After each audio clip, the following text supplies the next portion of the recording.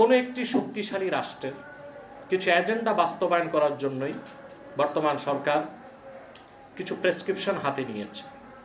সেজন্য আবার আটলান্টিকের ওপার থেকে একজন মার্কিনী খাস বুদ্ধিজীবী নিরাপত্তা উপদেষ্টার দায়িত্ব পেয়েছেন। এখানে আসার পরই আমরা দেখেছি পার্বত্য চট্টগ্রাম নিয়ে বিভিন্ন চক্রান্ত শুরু হয়েছে, বাংলাদেশের পোর্টকে বিদেশিদের হাতে দেবার চক্রান্ত হয়েছে, করিডোরের নামে বাংলাদেশের স্বাধীনতা বিপন্ন করার চেষ্টা হয়েছে। আলেম ওলামা পীর মাশায়েখদের প্রতিবাদের কারণে সরকার কিছুটা হলেও পিছিয়ে এসেছে।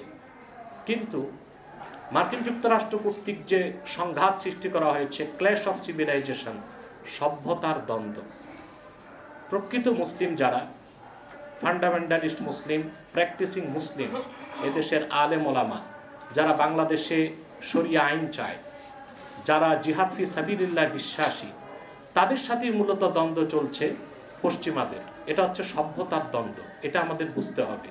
5ই আগস্ট পরবর্তী আমরা যে ধরনের বাংলাদেশ চেয়েছিলাম, বর্তমান ইউনূস সরকার সেরকম বাংলাদেশ পুনর্গঠন করে আমাদেরকে দিতে পারেনি।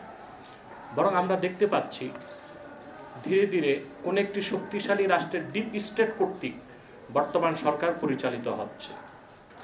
বিগত 16 বছর আমাদের বাংলাদেশে আলেম ওলামা পীর মাশায়েখ সবচেয়ে নির্যাতিত হয়েছে এবং সেখানে হিন্দুত্ববাদী ভারতীয় আধিপত্যবাদের হয়ে কাজ করেছিল। এদেশে হাজারো আলেম ওলামা পীর মাশায়েখ ছাত্র জনতার জীবন উৎসর্গ এবং রক্তের বিনিময়ে আমরা যে একটি বাংলাদেশ পেয়েছিলাম 5ই আগস্টের পরে, কিন্তু আমাদের আশা নিরাশায় পরিণত হয়ে গিয়েছে। আর তথাকথিত লেবাসধারী মডারেট মুসলিম যারা অতিমাত্রায় গণতন্ত্র পূজারী, তারা মার্কিন যুক্তরাষ্ট্রের এবং পশ্চিমাদের স্বার্থগুলো আদায় করে দেবার কমিটমেন্ট ইতিমধ্যেই করে ফেলেছে। অর্থাৎ তারা যদি ক্ষমতায় যেতে পারে, তো মার্কিন এজেন্ডাগুলো বাংলাদেশে বাস্তবায়ন হবে। সবচেয়ে দুঃখজনক হচ্ছে সেই এজেন্ডাগুলো বাস্তবায়নের জন্য বাংলাদেশকে একটি প্যারালাইজ স্টেট বানানো হচ্ছে। আপনারা দেখেছেন 14 মাসে বাংলাদেশে আইন শৃঙ্খলার অবনতি ঘটেছে, যোগাযোগ ব্যবস্থা বিপর্যস্ত হয়েছে, দ্রব্যমূল্যের ঊর্ধ্বগতি হয়েছে এবং সিভিল প্রশাসন ব্যর্থতার পরিচয় দিয়েছে, খুন রাহাজানি গুম আগের চেয়েও বেড়ে গেছে। এমনকি এখন পরিকল্পিতভাবে অগ্নিসংযোগ করা হচ্ছে বিভিন্ন প্রতিষ্ঠানে। এই সব কিছুই প্রমাণ করছে। তারপর আবার জুলাই সনদ ঘোষণার পর ঐক্য তো হয়নি, বরং অনেকের আগুন আরো দাউ দাউ করে জ্বলে উঠেছে। এখন রাজনৈতিক দলগুলোর মধ্যে চলছে ত্রিমুখী লড়াই, চতুর্মুখী লড়াই। এই সব কিছুই হচ্ছে মার্কিন যুক্তরাষ্ট্রের অশুভ চক্রান্তগুলো বাস্তবায়নের অংশ হিসেবে।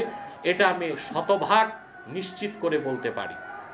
কারণ একটি দেশের সেনাবাহিনীকে যদি প্রশ্নবিদ্ধ করে দেওয়া যায়, তখন সেই সেনাবাহিনীর বিরুদ্ধেও যে কোনো পরাশক্তি যুদ্ধের ঘোষণা দিতে পারে তথাকথিত গণতন্ত্র ও মানবাধিকার রক্ষার নামে। এই সব পশ্চিমা এজেন্ডা বাস্তবায়নের বড় ঠিকাদারি নিয়ে এসেছে খলিল। অতএব খলিলকে আমার মনে করি বাংলাদেশের স্বাধীনতার স্বার্থে খলিলকেও পরিবর্তন করা উচিত।